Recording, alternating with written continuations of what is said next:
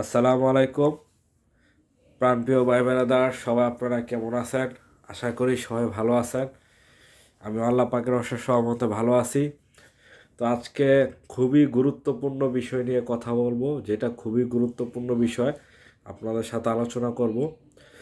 সেটা আলোচনার পর এবং শুনলে বুঝতে পারবেন আপনাদের কাদের জন্য সেটা সুখবর এবং কাদের জন্য সেটা দুঃসংবাদ। তো পুরো ভিডিওটা পুরোটা দেখলে অবশ্যই আপনারা অবগত থাকবেন যে কে কোন পর্যায়ে আছেন, কে কোন অবস্থায় আছেন। আর ভিডিওটা অবশ্যই ভালো লাগলে লাইক কমেন্ট অবশ্যই বেশি বেশি শেয়ার করবেন যেন সবাই দেখতে পারে। আর অবশ্যই চ্যানেলটা সাবস্ক্রাইব করে যাবেন। তো প্রথমেই বলতে চাই, যেটা ইটালিয়ান গভর্নমেন্ট থেকে একটা গেজেট প্রকাশ করছে, সেটা সবাই দেখছেন, শুনছেন, অনেকে অনেকভাবে শুনছেন, অনেকে অনেকভাবে জানছেন। তো যে গেজেটটা প্রকাশ করছে সেটা একটা বিষয় সুসংবাদ এবং একটা বিষয় দুঃসংবাদ। দেখেন, সব কিছুরই দুইটা দিক থাকে, একটা ভালো একটা মন্দ। আপনারা গ্রামারে পড়ছেন বাংলা। তো সুসংবাদ হইতাছে যাদের মালিক জেনিয়ন, একদম মালিকের মাধ্যমে নুলস্তাটা উঠছে, মালিকের লুক লাগবে, মালিকের নতুন কোনো কোম্পানি, নতুন কোনো রেস্টুরেন্ট খুলছে, অবশ্যই লোক দরকার। সেই ইচ্ছুক আপনাকে দেশ থেকে নিয়ে স্যালারি দিয়ে রাখবে, কন্ট্যাক্ট করবে, কাজ করবে। তাদের জন্য সুখবর যে ইতালিয়ান গেজেটে বলছে যে ইটালিয়ান প্রেফেক্তুরায় থেকে সেই মালিককে 7 দিনের মধ্যে আপনার মেল মেসেজ বা কন্ট্যাক্ট যেভাবে হোক করবে। কোনো ডকুমেন্ট যদি বাকি থাকে সেটা অবশ্যই তারা চাইবে। যদি সেই মালিক দিতে পারে বা দেয়, যদি কন্ট্যাক্ট করে, তাহলে অবশ্যই আপনাকে ডাকিয়ে আপনার পাসপোর্ট নিবে, আপনাকে ভিসা দেওয়া হবে। বুঝতে পারছেন?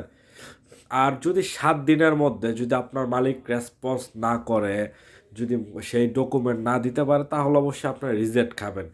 তো আশা করি বুঝতে পারছেন। আর যাদের মালিক ঠিক আছে, অবশ্যই তারা 7 দিন কেন, আজকে অবশ্যই তারা চেক করবে। চেক করার পর অবশ্যই তারা যেটা চায় বা যেটাই সরাসরি ভুতুরার সাথে যোগাযোগ করবে।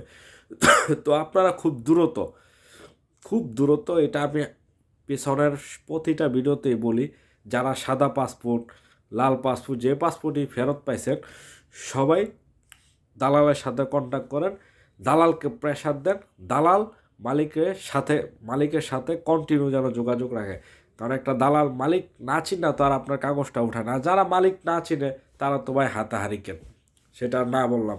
তো খুব দ্রুত যোগাযোগ করেন, যে কোনো সময় আপনার মালিককে কন্ট্যাক্ট করতে পারে, মালিকের সাথে আপনার কাগজপত্র চাইতে পারে বা জিজ্ঞেস করতে পারে যে তোর এই লোকটা লাগবে, হোসেন নামে, কাজ করাবি? হ্যাঁ, কাজ করাবো, ভিসা দিয়ে দে, শেষ, ডিসমিস।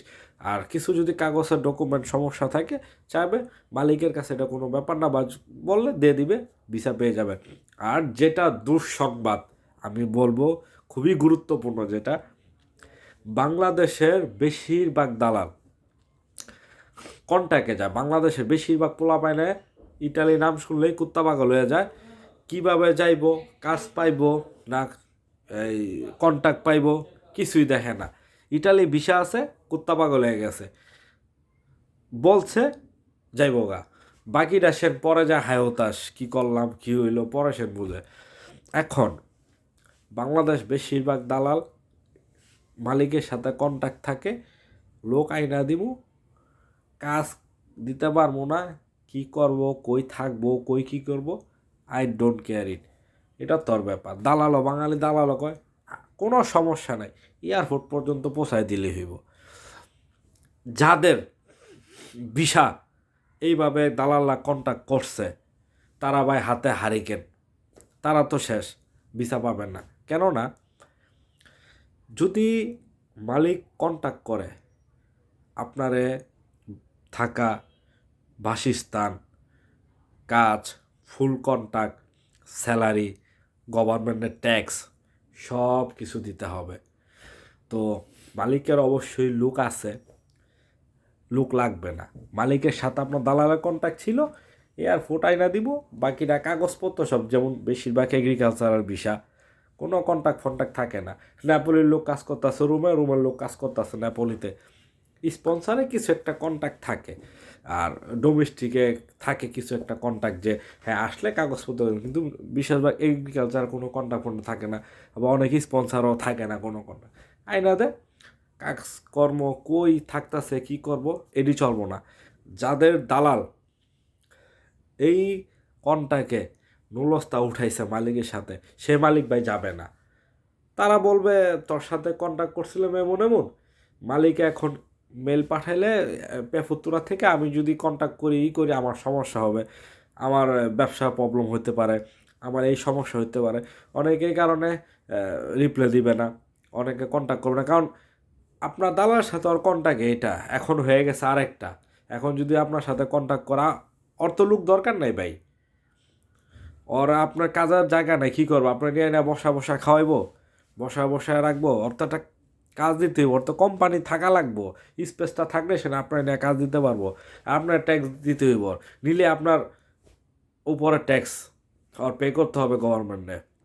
সো তাদের জন্য দুঃসংবাদ, যেই মাধ্যমগুলা, যেই দালালরা মালিকের থেকে কন্ট্যাক্ট করছে বডি কন্ট্যাক্ট, তারাই ভিসা পাবে না ভাই। সো আপনারা আপনাদের মধ্যস্থকারী দালাল যেটাই হোক তাদের সাথে দ্রুত যোগাযোগ করেন, তাদের সাথে কথা বলেন, মিটিং করেন ছোটোখাটো, আমার নুলস্তাটা কীভাবে উঠাইছেন, বডি কন্ট্যাক্ট না জেনুইন মালিক দিয়ে উঠাইছেন। যদি জেনুইন মালিক দিয়ে উঠাই ইনশাল্লাহ আলহামদুলিল্লাহ আপনারা ভিসা পাবেন, আর যাদের বডি কন্ট্যাক্ট করছেন তারা ভাই ভিসা পাবেন না, ঠিক আছে। তারপর যদি আপনার দালালের সাথে কথা বলেন, যাদের জেনুইন ভিসা আছে, জেনুইন মালিক আছে, হ্যাঁ, আর এই যে 7 দিনের মধ্যে মেইল পাঠাবে কবে ভাই সেটা উল্লেখ করে নাই, সেটা 3 মাসও হইতে পারে, 4 মাসও হইতে পারে, 6 মাসও হইতে পারে ভাই।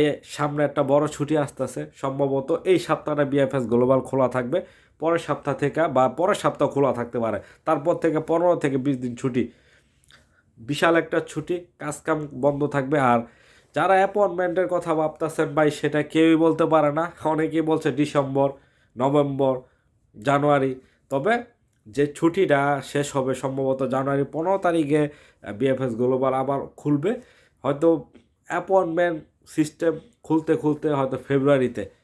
তো কেউ কোনো দালালের খপ্পরে পড়বেন না, অ্যাপয়েন্টমেন্ট টোটালি আপাতত বন্ধ আছে, কেউ উল্টাভাবে 2 নম্বরভাবে জমা দিতে যায় না, পুরাই ধরা খাবেন। তো ভালো লাগলে অবশ্যই লাইক কমেন্ট করে চ্যানেলটা ফাটিয়ে ফেলবেন। আল্লাহ হাফেজ, bye bye, tata, good night.